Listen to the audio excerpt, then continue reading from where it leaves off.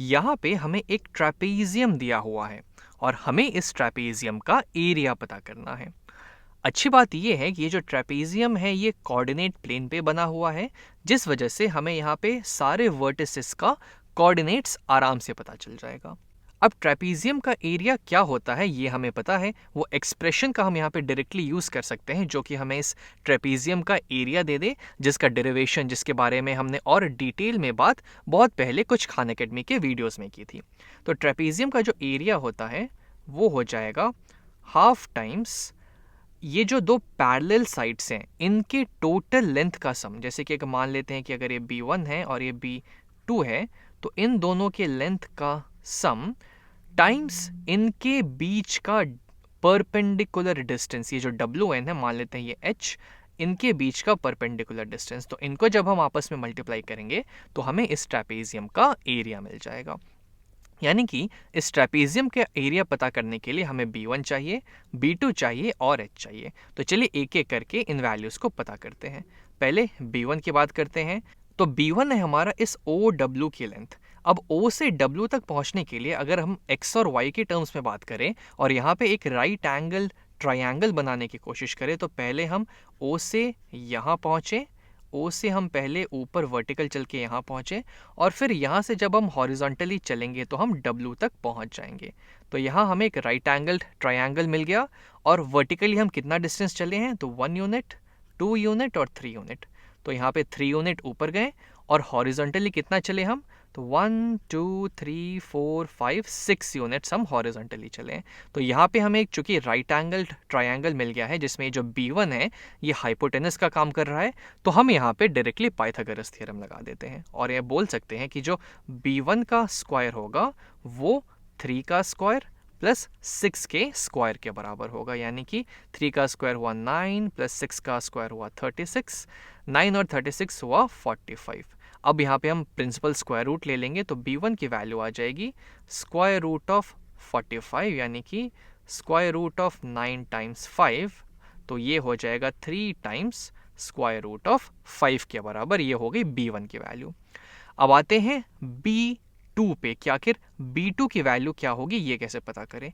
तो यहाँ पे हम डायरेक्टली जैसे कि हमने यहाँ पे किया पाइथागोरस थ्योरम लगा सकते हैं, या फिर यहाँ पे हम डिस्टेंस फॉर्मूला से डायरेक्टली इनके कोऑर्डिनेट्स पता करके डिस्टेंस फॉर्मूला लगा के डायरेक्टली इनकी वैल्यूज पता कर सकते हैं। तो एक काम करते हैं, चलिए हम पाइथागोरस थ्योरम से ही काम चला लेते हैं। तो पहले हम B2 को कैलकुलेट करते हैं। तो C से L तक पहुँचने के लिए पहले हम यहाँ पे इतना हमने हॉरिजॉन्टल डिस्टेंस ट्रैवल किया है और ये कितना होगा, चलिए काउंट कर लेते हैं जल्दी से।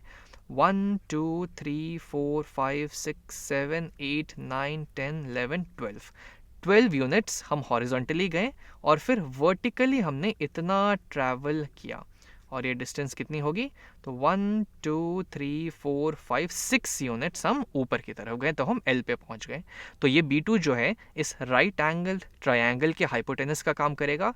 तो हम बोल सकते हैं कि B2 का स्क्वायर वो हो जाएगा 12 स्क्वायर प्लस 6 स्क्वायर के बराबर, यानी कि 144 प्लस 6 का स्क्वायर हुआ 36 के बराबर। ये वैल्यू हो जाएगी 6 और 4 10 और 1 कैरी, 4 और 3 7 और 1 8 और 1 180, यानी कि B2 की जो वैल्यू होगी वो हो जाएगी स्क्वायर रूट ऑफ 180, यानी कि ये हो जाएगा स्क्वायर रूट ऑफ 9 टाइम्स 20, यानी कि ये हो जाएगा स्क्वायर रूट ऑफ, अब इसको हम आगे और सिंप्लीफाई करने की कोशिश कर रहे हैं और कुछ नहीं। अब इसको किसी और तरीके से भी कर सकते हैं, लेकिन हम इसको छोटे छोटे फैक्टर्स में तोड़ते जा रहे हैं।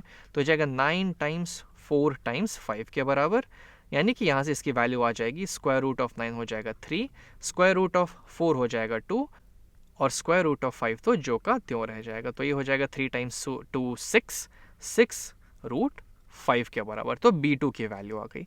अब हमें तीसरा H के बारे में अब यहाँ पे बात करनी कि आखिर H क्या होगा। तो H की बात करने के लिए हमें इस W और N के बीच की दूरी पता करनी है। तो एक काम करते हैं, यहाँ पे अब हम डिस्टेंस फॉर्मूला का यूज़ कर लेते हैं। W के कोऑर्डिनेट्स क्या होंगे, तो W का जो X कोऑर्डिनेट है वो है 4 के बराबर, इसका जो Y कोऑर्डिनेट है वो है 8 के बराबर, N है उसका X कोऑर्डिनेट है 6 के बराबर और यहाँ पे जो इसका Y कोऑर्डिनेट है वो है 4 के बराबर। यानी कि हमें W 4, 8 से N 6,4 के बीच की डिस्टेंस पता करनी है। तो एक काम करते हैं, इसको मान लेते हैं x1, y1 और इसको मान लेते हैं x2, y2। तो डिस्टेंस फॉर्मूला हमसे बोलता है, और हमने कुछ वीडियोस पहले ये देखा था कि डिस्टेंस फॉर्मूला ऐसा कोई चमत्कार नहीं है, वो बस इस पाइथागोरस थ्योरम का ही एक छोटा सा एप्लीकेशन है, लेकिन वो हमें डायरेक्टली एक एक्सप्रेशन दे देता है जिससे कि हम दो कोऑर्डिनेट्स के बीच की डिस्टेंस पता कर सकते हैं। तो यहाँ से इनके बीच जो डिस्टेंस होगी h, उसकी वैल्यू हो जाएगी principal square root of x1 minus x2 इसका whole square plus y1 minus y2 इसके होल स्क्वायर के बराबर। अब यहाँ पे हम वैल्यूज डाल देते हैं, तो ये वैल्यू यहाँ से हो जाएगा स्क्वायर रूट ऑफ x1 है 4, x2 है 6, तो 4 माइनस 6 इसका स्क्वायर प्लस y1 है 8, y2 है 4, यानी कि 8 माइनस 4 इसका स्क्वायर। अब यहाँ पे आप x2 माइनस x1 भी कर देते या फिर y2 माइनस y1 भी कर देते तो कुछ फर्क नहीं पड़ता, क्योंकि फाइनली तो हम स्क्वायर ही कर रहे हैं, तो नेगेटिव का स्क्वायर भी घूम फिर के पॉजिटिव ही हो जाएगा।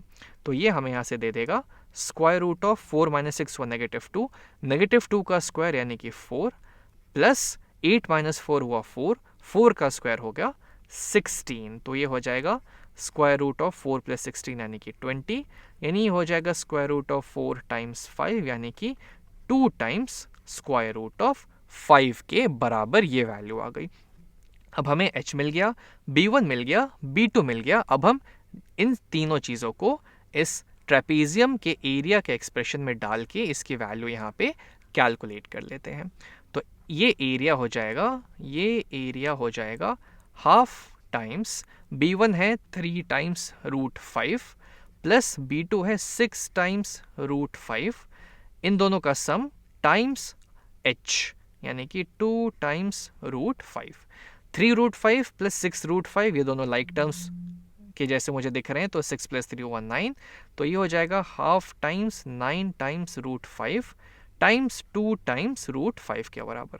ऊपर नीचे अगर मैं 2 से डिवाइड कर दूंगा तो ये और ये 1 हो जाएंगे। 9 टाइम्स रूट 5 टाइम्स रूट 5 होता है 5, तो ये हो जाएगा 9 टाइम्स 5 यानी कि 45 स्क्वायर यूनिट्स के बराबर ये जो ट्रेपीजियम हमें दी हुई थी उसका एरिया आ जाएगा। इस जो ट्रेपीजियम है ये जितना एरिया ऑक्यूपाई कर रहा है, ये जितना एरिया यहाँ पे ऑक्यूपाई करेगा ये 45 स्क्वायर यूनिट्स के बराबर हो जाएगा।